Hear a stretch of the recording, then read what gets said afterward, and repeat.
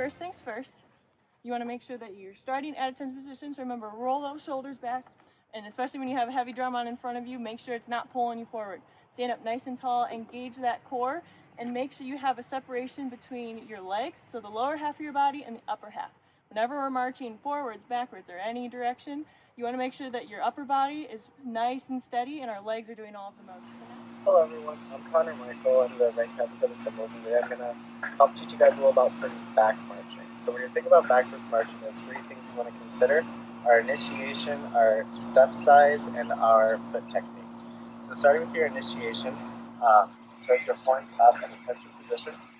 And when you're back marching, you really want to think about pushing off with your right foot, and your right foot is the one engaging everything else. So if you're hearing anything, you're going to start on the fourth dot with the initiation to push back. So if you're going dot, dot, dot, push, all that's going to come from your right foot, and that's going to engage your left foot to move backward. So with your initiation, think of your body lifting up and your right foot engaging all of that. So when you're starting dot, dot, dot, push up, and your body should react to that. So you should think of engaging your core the entire time you're backwards marching, and always starting on the fourth beat with your right foot. So dot, dot, dot, up, and back. So moving on to step size. The important thing to think of with step size is where your body and your core is. So that'll help you kind of place where you're going and the path that you're going. So when you're thinking about it, your core on that first step should be right in between your 2 feet. And then when you're transitioning through that, every time you move a foot back, your core is just staying in between. And that'll keep you on the straight path and keep your step size consistent. When you're thinking through that, make sure you're thinking that your feet are gliding through the grass. Make sure you're not putting your heel down, but you're also not on your tippy toes. Otherwise, you'll wobble, or if you put your heels down, you have a higher chance of tripping. So lastly, when you're thinking about your foot technique, when you're stepping back, you want to make sure that both of your feet are perfectly parallel with each other. If you start bending out your ankles or flexing on your ankles, you're going to fall, or you're going to make your path wobbly. So thinking about all at the same time, pushing off your right foot, keeping your core consistent, and gliding through the grass with keeping your feet parallel, you should be making some good progress. To practice this, I recommend getting a string or something that you can put on the ground that's a straight line, and just practice your backward marching and forward marching for that. Along that string, keep the string in between your feet, and your center of gravity should be balanced on that, and that should help you keeping straight and keeping on that line. If you guys have any questions, make sure you ask your squad leaders or your rank captains, and we'll be sure to get back to you guys as soon as possible. Have a good one. Hello, my name is Catherine Lemon. I'm section leader of the Drumline and base rank captain this year. And today I'm going to be teaching you guys about backwards marching into a halt. I'll show you guys normal backwards march 4 into a halt. And I'm going to freeze on beat 3 so you guys can see what my feet are doing. So we're going to have 1, 2, 3, freezing here, remaining up on our platforms.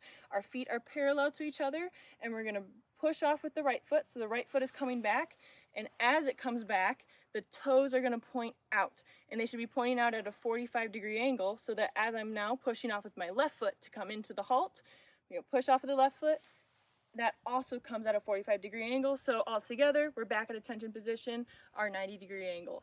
And what's really important is as you're bringing this left foot back into the halt, remember we're pushing off with the left foot, engage that core nice and strong. The right foot is coming down on the heel as the left foot is coming back. So if you're watching, push off with the left foot and the right heel is coming down at the same time. That's really important, so it's not two separate motions. You don't want to be bringing the toes back and then drop down, because then it'll make your drums move, it'll be more distracting, not as efficient. So remember, one solid motion back into the close. Altogether, it should look like this. So we're starting off at attention position, our feet are at 90-degree angles, pull your body up nice and tall, sticks are in, and engage that core the entire time we're marching backwards into the halt. 1, 2, 1, 2, 3, 4, 1, 2, 3, step and close, step, step, down. Hello, my name is Kristen, and today I'll be showing you guys backwards marching direction changes.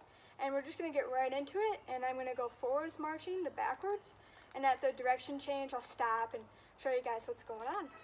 Dut, dut, dut, dut.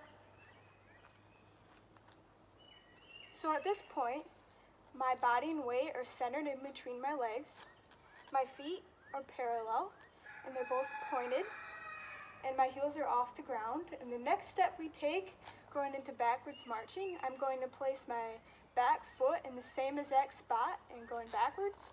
One thing to keep in mind about this is you want it to look one flow instead of two punctuated movements of going up and then back. I want to do it simultaneously so it looks a lot better. And we'll go backwards to forwards and then stop at the direction change. Dut, dut, dut, dut. So just like before, the spot, both your feet are still parallel, your heels are above the ground, and my weight is still centered in between my legs. And from this point, we want to make it look one flow, and our next movement will be the same spot in our front foot, but instead we'll be using our heel to go into forwards marching. So let's take a look at that. Dut, dut, dut, dut. One thing to keep in mind about backwards direction changes is that it's very easy to tilt backwards with your drums or cymbals on. And we don't want to fall, and we also want to look professional. So one thing to keep in mind is to activate your core and make sure you have a good posture. And if you have any questions, you can contact any one of the leadership people, and I'm sure we'd love to help. Hello. So I'm going to show you guys what it looks like to do one fluid movement of the backwards direction changes. Dut, dut, dut,